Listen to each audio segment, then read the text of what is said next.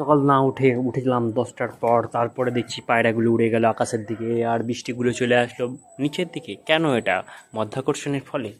তো পায়রা কি মাধ্যাকর্ষণ কাজ করে না? তো অবশ্যই কাজ করে এবং তারা উঠতে পারে বলে উড়ে যায়, কিন্তু আমি উঠতে পারি না বলে বসে থাকি বেকারের মতো।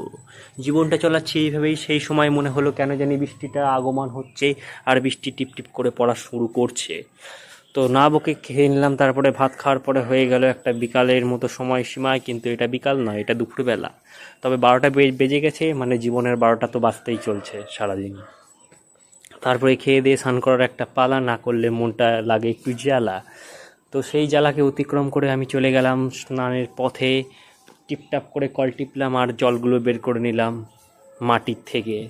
তারপরে 2-3 বালতি ঢালার পর জল নষ্ট করে জীবনটাকে শুদ্ধ করে নিলাম। বললাম যে আমি পাপহীন একটা মানুষ।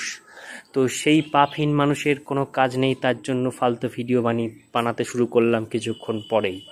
এবং চুলগুলো এখনও ভেজা। তারপরে বৃষ্টির টুকটাক ফোঁটা স্কিনের পরে মনে হচ্ছে যে একটু দাগ পড়েছে।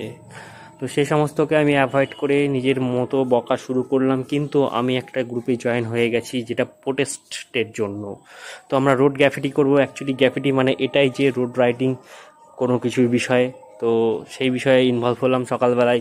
একটা জিনিস বলতে মিস করে গেছি। তো সকালবেলায় একটা স্যারকে এগুলো শেয়ার করলাম, যে সঙ্গে সঙ্গে স্যার 1000 টাকা পাঠিয়ে দিল। যাও তুমি কাজ করো, আমরা তোমার পাশে আছি। পাশে বলতে গেলে ডিজিটালি পাশে আছে, তাই জন্য ডিজিটালি টাকাটা মেরে দিল টুক করে ফোনপের মাধ্যমে। তো আমার বেশ ভালো লাগলো দেখে। তো আমি একটু উৎসাহিত হলাম।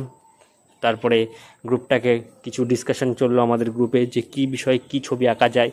তো এমনি একটা ম্যানুয়াল ডিসকাশন আগের দিন হয়ে গেছে, তাও তার উপরে একটা পার্সোনাল গ্রুপ ডিসকাশন হলো। এই নিয়ে চলছে আমাদের প্রতিবাদ যাতে না থামে, সবাই যেন টুকটাক করে দেয়। আবারই এখনই টাকা ঢুকলো দেখছি, 100 টাকা মেরে দিয়েছে আমার একটা বন্ধু। কি করা যাবে?